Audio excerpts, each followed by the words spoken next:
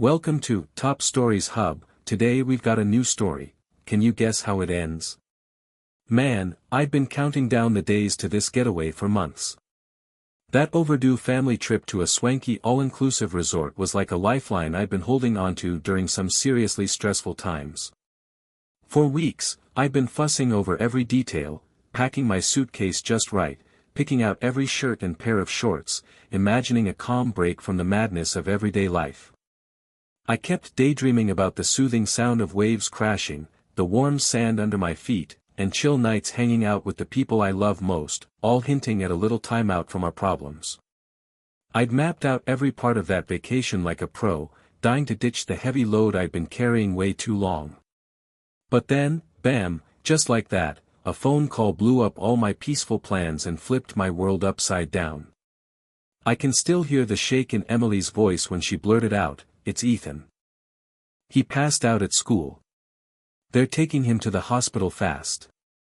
Those words slammed into me like a thunderbolt, and right then, it felt like time just stopped dead. Ethan, my sweet 8-year-old boy, the kid who lights up my whole life, was in trouble, and the idea of him slipping away had me gasping, caught between panic and total shock. I didn't even hesitate. I told Emily I'd stay put while she and the rest of the crew went on ahead. The way she sounded, so frantic, left no room for debate, and even though dread was clawing at my gut, I knew my place was with Ethan. Trying to calm her down, I felt this icy fear sneaking in, muttering that something was seriously off. There I was, parked in the chilly, lifeless hospital lot, with faint voices buzzing around me and that harsh antiseptic stink doing nothing to settle my shaky nerves. Time crawled by as I sat solo in my truck, my head spinning with a messy mix of hope and worry. I thought back to the happy times I'd been so pumped for, but now those dreams felt like some far-off echo fading away. Then, like the universe was playing a sick joke, my phone pinged with a social media alert. I peeked at it and couldn't believe my eyes. It was a post from Rachel, Emily's sister. She'd written, "Best trip ever. So lucky to have this awesome family #luxury vibes #famtime, paired with a bright snapshot of our gang laughing, sipping drinks, and grinning wide." But in the middle of all that happiness, I spotted a guy I didn't know, tall, ripped, his arms slung around Emily's waist, kissing her cheek. That sight hit me like a punch to the chest. Right then, that cheery photo smashed hard against the awful news of Ethan's collapse, and my heart broke into a million jagged bits. I just sat there, frozen and quivering, as a flood of feelings, rage, grief, shock, and a raw, gnawing stab of betrayal, washed over me. That image seared itself into my brain, every little thing a burning clue that the life I thought I had was a house of cards. The trip I'd been craving so bad was now poisoned with lies and hurt. How could Emily, the one person I trusted more than anyone, let this kind of double-crossing take hold? Out there in the still, dark hospital lot, with just the hum of far-off chatter and the cold night breeze keeping me company, it hit me, my life was never gonna be the same. I slumped in my truck, crushed under a pile of questions I couldn't answer. That night kept looping in my head, Emily's shaky, freaked-out voice, the desperate edge to her words, and the twisted punchline of that social media post mocking my pain. I wrestled with the love I used to feel and this sneaking doubt that had been building up quiet-like for months. It was like the Emily I knew was just a mask, covering up a truth too brutal to look at. The cold, empty hospital vibe clashed so hard with the fake, shiny family vacation picture, it was impossible to miss. I felt alone, drowning in wrecked hopes and busted trust, wondering if peace was ever coming back my way. As the night got darker, I was stuck in this haze of disbelief and sadness.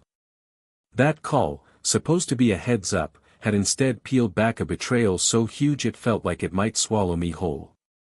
It sank in that the life I'd pieced together, the dreams I'd held tight, were just flimsy mirages falling apart right in front of me.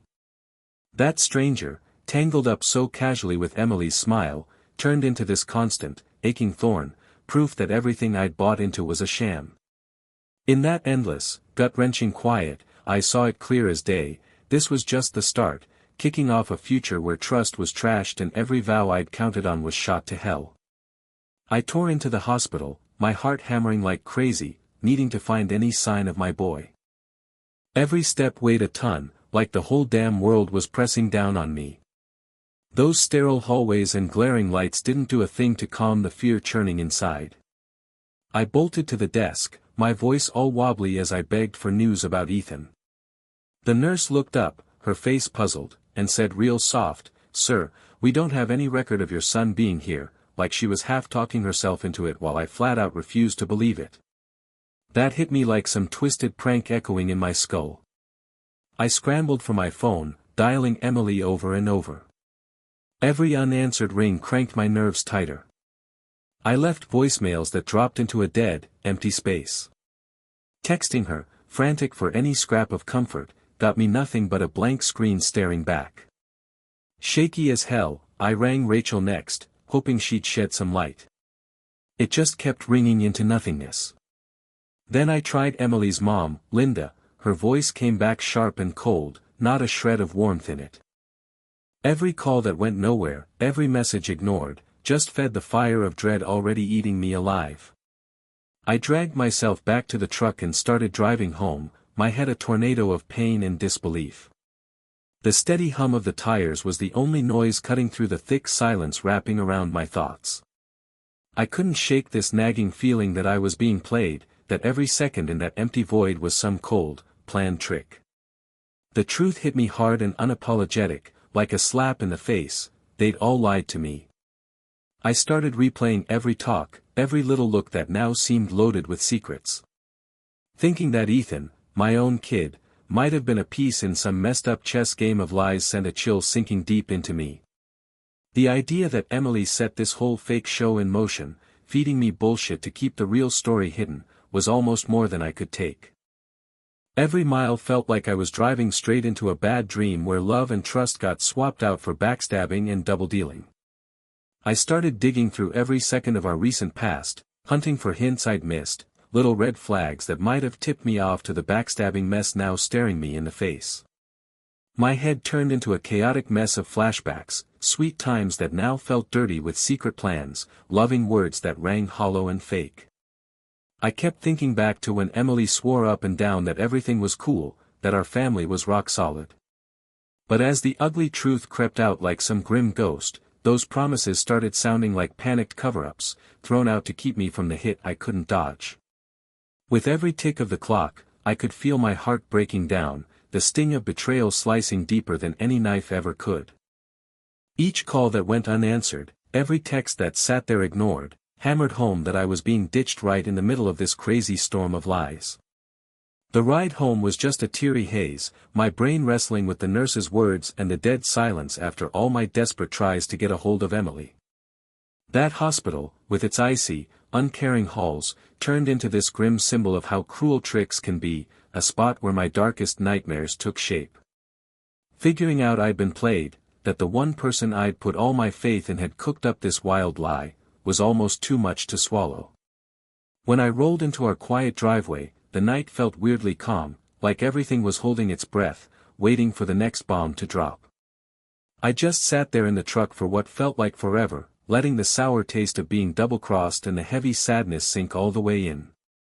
In that long, brutal quiet, I swore to myself I wouldn't let this lie take over who I am, even if it meant smashing every fantasy I'd built around the love I used to trust. The path ahead was foggy with doubt and hurt, but one thing I knew for sure, the truth was out, and life was never gonna look the same. Every bit of that awful day got carved into my mind like a permanent mark, a non-stop nudge that sometimes the real bad guys are the ones you'd never suspect.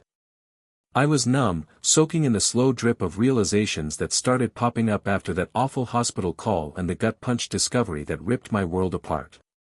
Bits and pieces of gossip started trickling in from places I didn't expect. My buddy Jake, always straight with me, finally dropped the words that lit up the shady corners of lies twisting through my life. That guy in the picture? That's Ryan Carter. He spilled over a late-night call, his voice thick with sorry and shock. I can still feel that shaky pause after he said it, like the whole world hit the brakes to lock in the second everything I knew flipped upside down. Ryan Carter, a name that hit like a trumpet blast of betrayal, wasn't just some random dude. He's this big-shot business guy, all swagger and smooth talk, and he'd been showing up more and more in Emily's orbit over the last couple years. I'd caught little whiffs of it before, offhand comments at parties, a throwaway line at some work thing, and worst of all, those crystal-clear shots on her social media, her hand locked with his arms slung around her waist like he owned the place. Every photo was like a pin jabbed into this web of lies, poking holes in my heart that wouldn't stop hurting.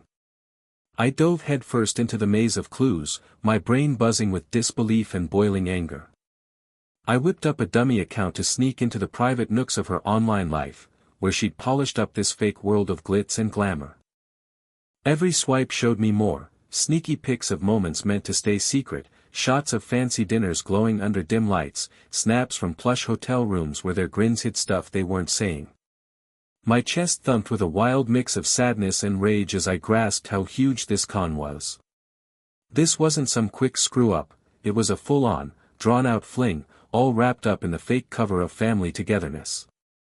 Every like, every cutesy caption, hit me hard now, knowing the joy in those pics was just a slick trick. I kept running through memories of Emily's old comforting smiles and quiet promises, kicking myself for missing every damn hint. Ryan, that guy in the photos, had slipped into our life like a ghost, creeping into every corner, till I couldn't pretend he wasn't there. His shadow was like a slow drip of poison, soaking into everything we had, leaving marks that no amount of time's gonna fix. I racked my brain for those tiny moments, a glance traded in a packed room, a text she couldn't explain, a laugh that hung around too long. Each one I dragged up cut sharper than the last.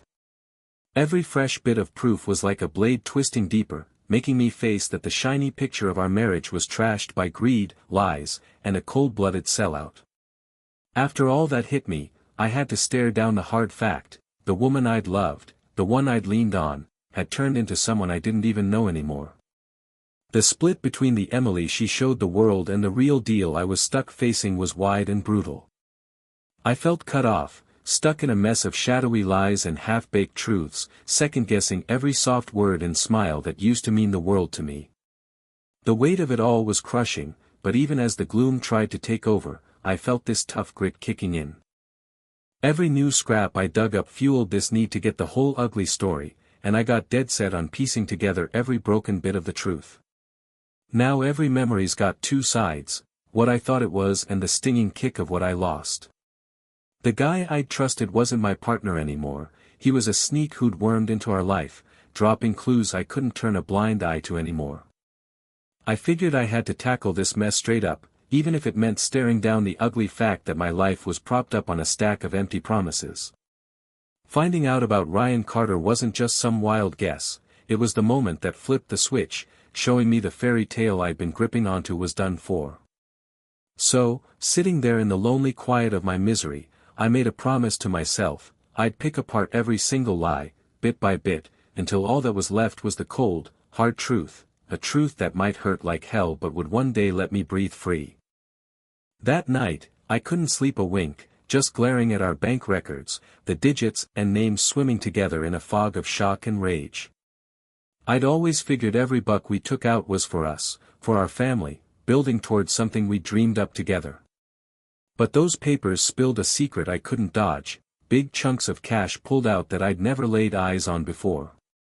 It kicked off with charges for some over-the-top trip, stuff like payments for a ritzy suite and even private jet rides. My pulse was racing as it hit me that the money from our shared account, the cash I'd busted my ass for, was getting shoveled into things that had nothing to do with us. I parked myself there for hours, going over every line again and again, those numbers turning dark and twisted the longer I looked. My brain was in overdrive, trying to crack the code.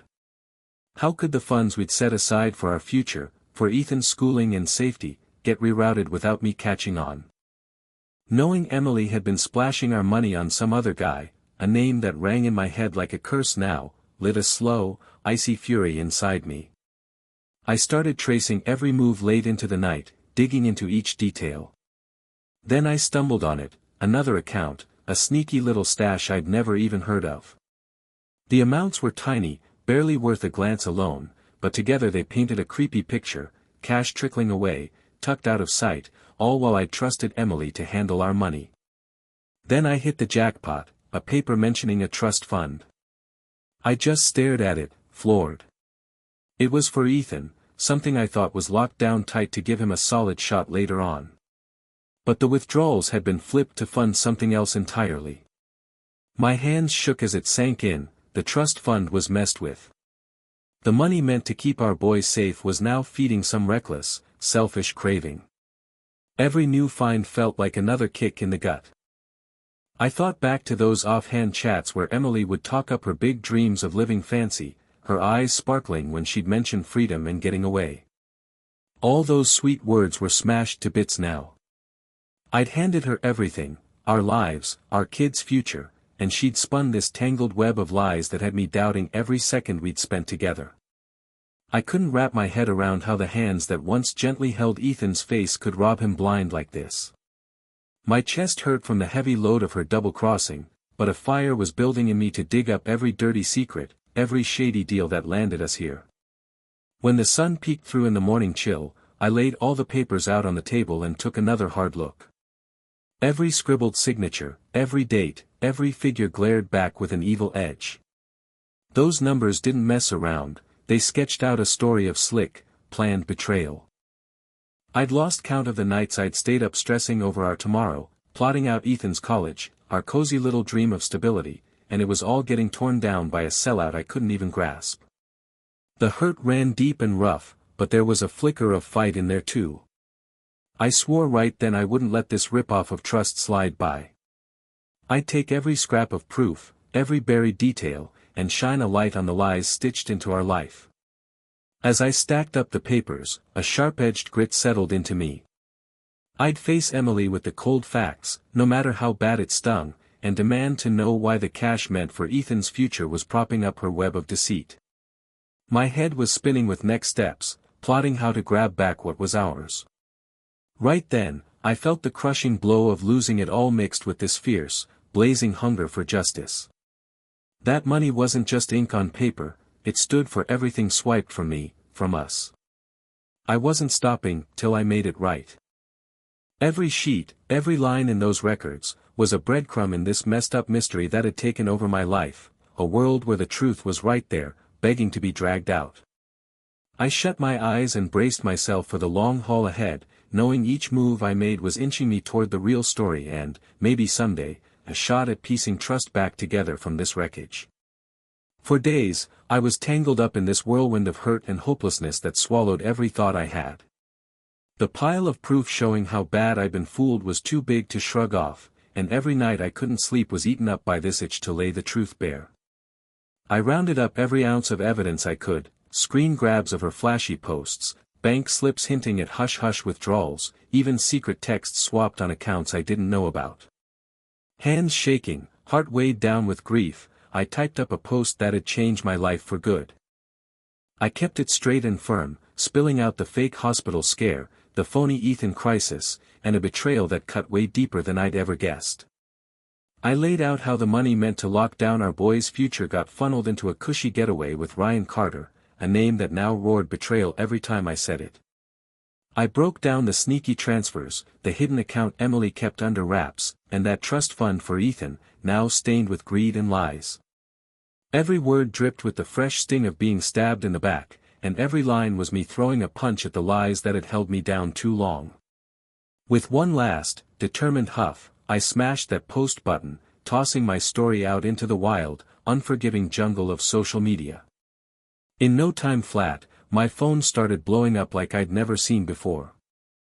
Buddies I used to count on hit me with texts full of stunned support, family chimed in with their own shock and sadness, and even random folks, sucked in by the juicy drama, started throwing out their 2 cents, some slamming me, some cheering me on. The comments section turned into a total circus, folks demanding payback, others ripping me apart, and a handful begging for a shot at patching things up. It was a lot to take in, but in all that madness, I found this weird kind of peace. For the first time in what felt like forever, I was the one steering my own ship. I'd grabbed that brutal truth and shoved it out there for everyone to see, tearing down the fake front my family used to hide behind. As the messages kept rolling in, it clicked that this wasn't just me yelling for help, it was me staking my claim on honesty and self-respect. The blowback hit fast and hard. Emily's line stayed dead quiet for hours, and when she finally rang, her voice was this faint, shaky thing, dripping with scared regret. Even Linda's usual biting tone softened, stumbling over itself as the weight of our family's dirty laundry sank in. Right then, it hit me, the lies weren't just whispers and sneaky deals anymore, they'd been dragged kicking and screaming into the spotlight. Letting the world peek at our ugliest secrets was a done deal, and it was gonna ripple through every part of our lives. I steeled myself for whatever was coming, knowing once the truth broke loose, it'd turn everything upside down. The days blurred into a mess of reporter calls, legal scare tactics, and broken ties, but I held tight to the hope that this gut-wrenching reveal was my first move toward a life built on real stuff, not smoke and mirrors. That post lit a fuse, setting off a chain reaction that'd make everyone in this mess face their own dirt. In the middle of all that noise, I felt this mixed bag of freedom, sweet, but bitter too. I'd lost big, the faith I had in the woman I loved, the safety of our plans together, and that pure, simple family vibe we used to have. But on the flip side, I got this sharp, clear view I'd been missing for way too long. Every pissed-off text, every soggy sorry, every harsh jab showed me the mask we'd all been wearing was cracking apart. All that was left now was the raw, unbendable truth of what we'd done. I leaned back, watching my whole world tilt, fully aware nothing could glue back what I'd lost. The truth was out there now, bringing a showdown that'd shift everything, good or bad. I can still hear Linda's voice from that day, cold and cutting like a blade, barking, "Yank that post down. You're making Emily look like trash." It landed like a fist to the gut. I stood there, shaking with a cocktail of rage and disbelief, trying to wrap my head around how someone so close could try to hush up the real deal. That's when my hot anger froze solid, and I realized I'd stumbled into a nasty game where secrets were ammo and every word could draw blood. I'd laid bare the lies, the stashed cash, and the betrayal rotting our family from the inside. But hearing her snap like that, I got this sinking feeling, this was just the start of something uglier, where threats wouldn't just come from folks hiding the truth, but from those who thought the truth could bury them. The next few days, my phone wouldn't quit ringing. That buzz I used to like now just screamed that my life was falling apart. Every call came with a polite-sounding warning, hints I was poking my nose into stuff way bigger than a family spat. One night, late, I got a call from some mystery number. The voice on the line was deep and creepy, growling, "You don't even know what you're messing with. Pull that post and say sorry, or things are gonna get real ugly for you and yours." It was straight up chilling, sending a shiver right through me. I felt like I was teetering on the edge of a cliff, with some shadowy crew lurking behind me, ready to yank me into a black hole of trouble. I tried brushing it off, telling myself the truth would set me free in the end, but the non-stop flood of spooky messages started grinding me down. Every ping was a nudge that someone was out there, watching, waiting for me to trip up, and I got hooked on checking my phone like a nervous wreck. Shadows started popping up in every corner of my once cozy house, and the quiet after each call felt thick with something sinister. I couldn't stop wondering who else was in on it, just Linda, or maybe others in the family, even Emily's work buddies, all set to guard their own skins whatever it took. My heart was pounding, my head spinning with paranoid what-ifs. I did my best to keep up my normal routine, but every move felt like dragging lead. At the job, I could barely think straight, knowing one wrong step could set off a domino effect that'd break me for good. Pals reached out, tossing me lifelines of support, but their kind words couldn't untie the tight knot of fear twisting inside me. Even little stuff, grabbing the mail, hitting the store, turned into quiet fights against the panic trying to creep into every inch of my day. I started jotting down every creepy text, every icy call, every weird email, hoping if it all went sideways, I'd have something solid to show the pressure piling up against me. Late at night, holed up in the faint glow of my study, I pored over every word of those threats, trying to crack a puzzle that just kept getting trickier by the day. I kept flipping through the messages, digging for some secret hint, anything that might point me to who was behind this mess. That creepy voice from the mystery call still buzzed in my head, a nagging little echo reminding me I was up against folks who'd wield fear like a club to guard their dirty laundry. But even with my heart thumping loud in the quiet, I knew I couldn't just roll over. I'd let the truth loose, and no amount of scare tactics was gonna shove it back in the box. As days stretched into weeks, the threats cranked up, both nastier and more frequent. Letters with no name showed up at my door, each one penned with care, ordering me to yank my post down right now. They dripped with spite and dark promises, talking about trashed lives and futures smashed to bits. Every line was a cold slap, showing me the people I used to lean on were dead set on shutting me up, whatever it took. Even with fear dogging my every step, a stubborn little fire flickered inside me. I started seeing this wasn't just about cash or backstabbing, it was a scrap for my pride and my boy Ethan's tomorrow. Sure, fear had me in a chokehold, but I wasn't about to let it stomp out the truth I'd clawed my way to uncover. In those still hours before the sun peeked out, staring at the proof spread across my desk, I made a quiet vow, no buckling under these threats. I'd keep peeling back the lies, no matter how grim the path got. The folks who used to be my family were now howling to turn my days into a horror show, but I'd plant my feet firm. Every threat, every spooky call, was just them trying to shake me, to bully me into giving up. But that cold night, with Linda's sharp words still bouncing around my skull, I decided I'd push back. I'd guard my truth, my kid, and the future I could still grab, even if it meant staring down the full wrath of those who'd stacked their lives on lies. For weeks, I'd been sifting through every shred of evidence, hell-bent on nailing that one tiny thing that'd blow their whole crooked game wide open. One restless night, with rain tapping soft against the glass and my head swimming in sour memories, I finally spotted it, a detail so small I could have missed it, but it smashed through the flimsy curtain of secrets they'd worked so hard to keep up. I flashed back to Linda slipping up, leaving a paper on the kitchen counter like it was nothing. My heart kicked up a notch as I flipped through the mess of papers, like I was digging up some long-buried truth about our life. There, mixed in with boring receipts and random scribbles, was a bank statement screaming with weird moves. At first, the amounts looked puny, easy to skip over, but when I squinted closer, I saw this tangled mess of transfers, cash funneled to offshore spots, regular drops into fake companies, coded hints about money meant for Ethan's trust. It slammed me like a brick. Linda had been running a scam for years, skimming off little bits that added up to bleed us dry over time. My ears were ringing as I thought back to Emily's lazy promises, how everything was fine, our money was safe. Now it was obvious she didn't just know about it, she'd been in on it, signing every damn thing. Shock and a hot surge of anger mixed together as I pieced together the timeline, every line another spike in the coffin of the life I thought I had. I dialed Jake right away. He's been my rock in this swamp of lies, the guy whose money smarts always lit the way when stuff got murky. His voice shook over the line as he backed up what I'd found. "This is the real deal," he said, heavy but steady.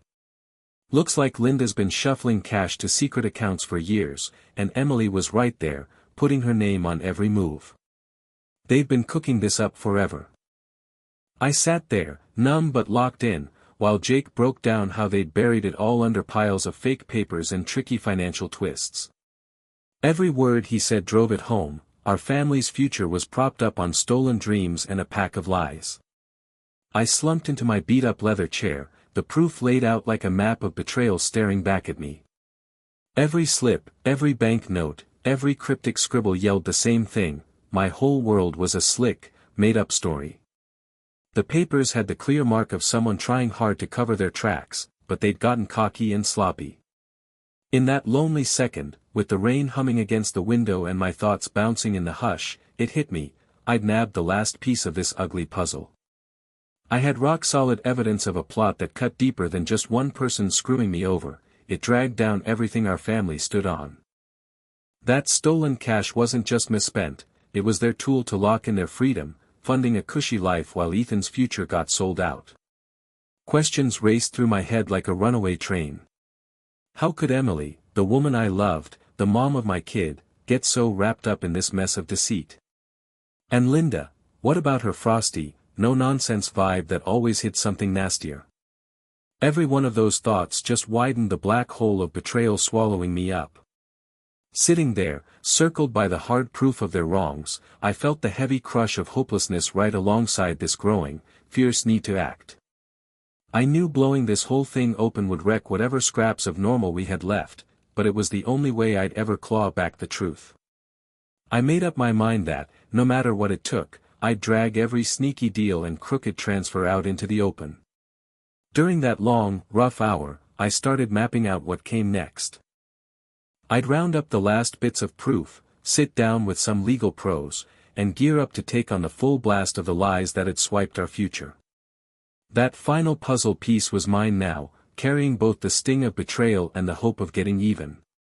Everything was crystal clear, every lie laid out naked, and I knew the road ahead was gonna be tough, but it was the only way I'd find some peace.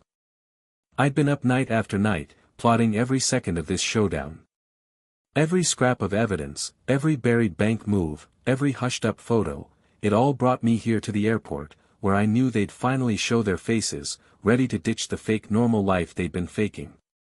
With a sharp lawyer I trusted and a PI who tracked their every step like a hawk, I'd put together a case that was tight as a drum and packed a punch. I got to the terminal early, hands jittery with nerves and grit, and tucked myself into a quiet spot to eye the crowd. The chatter, the suitcase wheels, the far-off PA announcements, it all melted into this weird hush as I zeroed in on the faces that'd soon spill my truth. I couldn't mess this up, every detail of this ambush had to be spot on. My heart was thumping as I ran through the stash I'd collected, snapshots of plush vacations, bank records spilling the beans on secret cash, even voice clips proving their backroom meetups. It was like a guidebook to their con, and now I was set to face them right where they thought they could duck behind their bullshit. I watched folks pour into the terminal, picking through each face for a glimpse of the family I used to believe in. Then there she was, Emily, strolling slow with this fake cool vibe, her eyes flicking around like she could feel the thunder rolling in. Next to her was Linda, pale as a ghost, and off to the side, Ryan, looking like he didn't belong and had no clue what was up. Seeing them all together froze my blood and fired up my backbone. I stepped up, voice steady even with the storm raging inside, and tossed out, "How'd the trip go, babe?" The words just hung there, daring them to bite. Time crawled in that heartbeat, Emily locked up, her eyes popping with guilt and panic. It was go time. The busy crowd blurred out as I locked onto the shaky trio in front of me. Linda's face went white, her usual icy stare cracking with the slow dawn of the trap I'd laid. Ryan's look jumped from lost to freaked as he darted glances between Emily and Linda, catching on that their perfect little act was falling apart right there. The air was thick, every pulse in my chest ringing with the truth I'd been chasing forever. Before they could even twitch, a squad of cops in crisp uniforms popped out of the crowd. They rolled in fast and firm, and as they closed in, the tension snapped like a live wire. One officer stepped up, eyeballing Linda, and laid it out loud and clear, "Mrs. Thompson, you're under arrest for fraud, theft, and screwing with trust funds." His voice bounced around the terminal, shutting up the background hum and pulling every stare to our little scene. Right then, every bit of proof, every lie, every stolen trust got ripped open for the world to gawk at. I stood there, a weird mix of victory and heartache washing over me, watching these big shots buckle under the mess they'd made. Emily's face was all regret and disbelief, shouting loud about what her double-cross cost her. Linda's look, shock turning to surrender, showed her whole web of lies crashing down. Ryan, stuck in the middle of a mess he never really got, just looked beat and confused. The cop's voice faded out as I soaked in what was hitting me, relief that the truth was finally free, and a deep ache that greed and lies had shredded my family. That second, I got it, this face-off wasn't just about nailing their crimes, it was me taking back my pride and the future Ethan and I deserved. This trap I'd rigged wasn't some petty payback, it was a must-do move to start patching myself up, one last stand against a betrayal that had cut me deep. As the cops hauled Linda off and Emily stood there like a statue, with no excuses to throw, I felt this load lift off my back, one I'd been lugging way too long.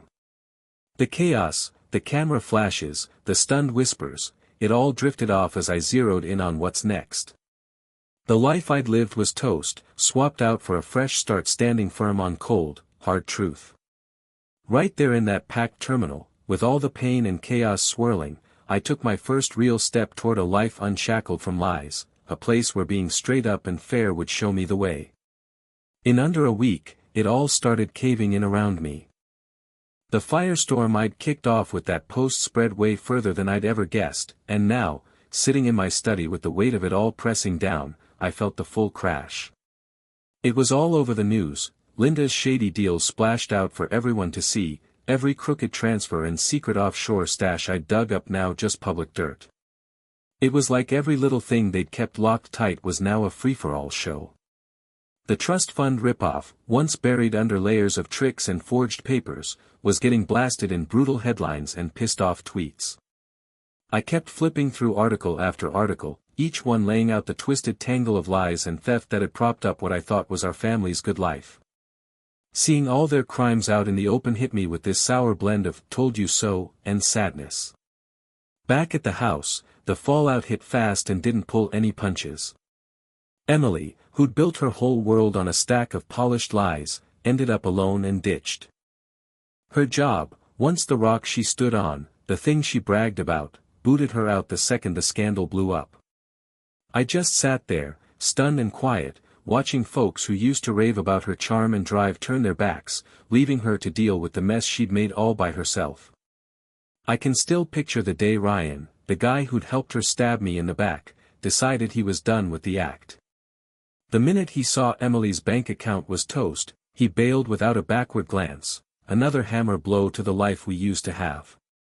Right in the thick of that mess, Emily showed up at my door, her eyes, once so warm and full of our old days, now wild with fear and begging.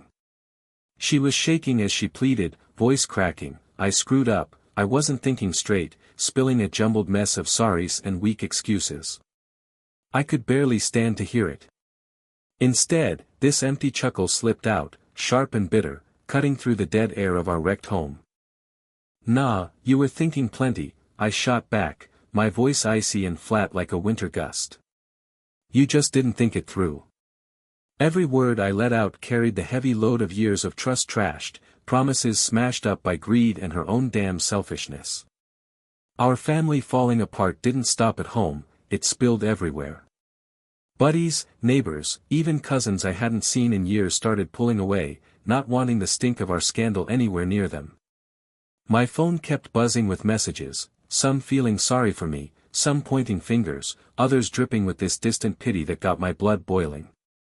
Each one was a kick in the gut, a reminder of how tight we all used to be and how fast one big lie could blow it all to bits.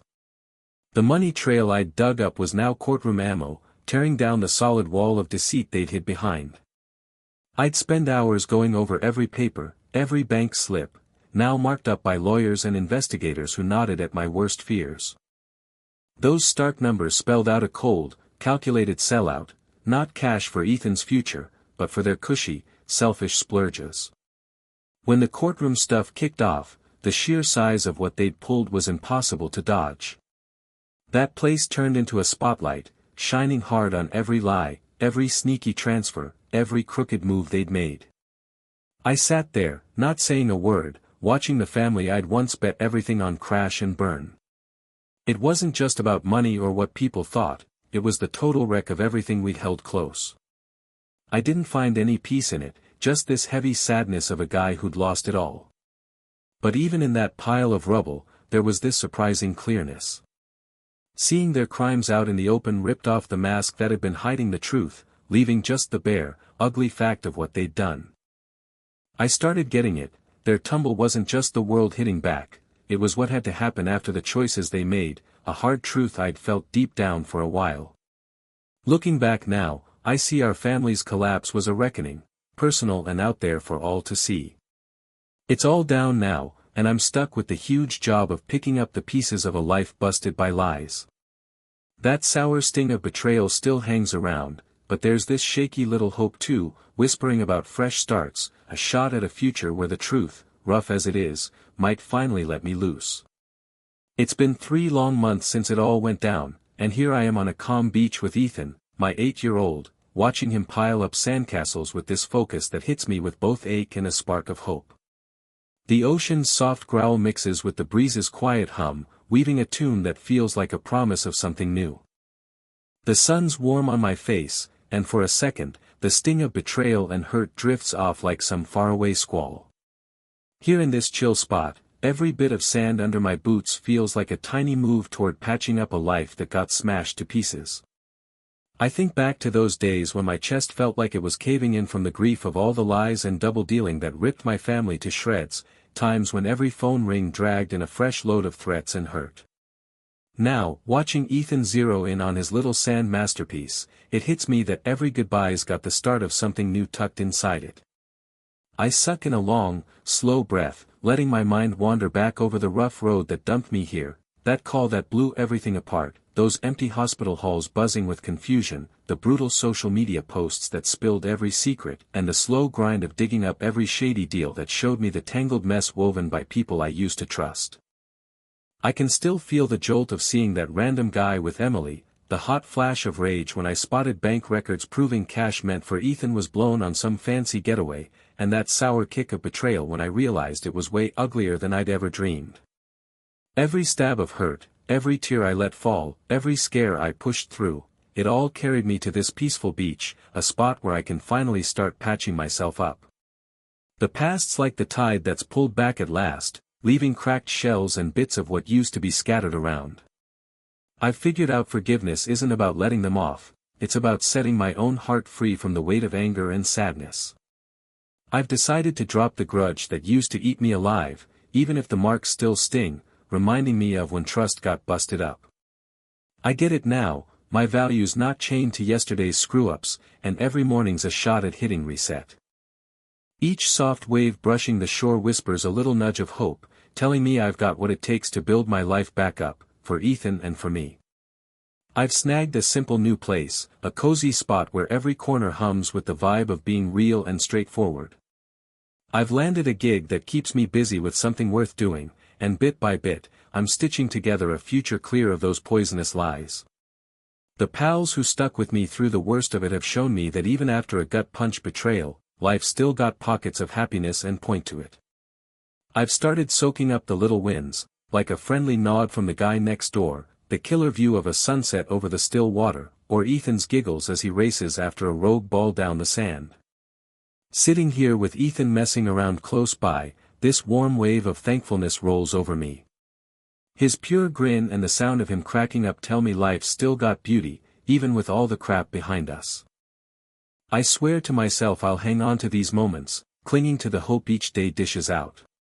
This beach, with its wide-open skyline and easy waves, feels like a picture of my own trek toward getting whole again. I know now that those betrayal memories might never totally fade, but they don't call the shots anymore. Today, with the sky turning pink and orange at dusk and the cool breeze brushing my face, I'm grabbing hold of this new freedom. I'm dead set on putting my life back together on a base of truth, love, and the plain joy of chilling with my kid. This isn't just a wrap-up, it's the kickoff to a fresh story full of possibility, where hope beats out the gloom and every new day screams that life can start over. Thanks for joining us on Top Stories Hub. Don't forget to like, subscribe, and share your thoughts in the comments below.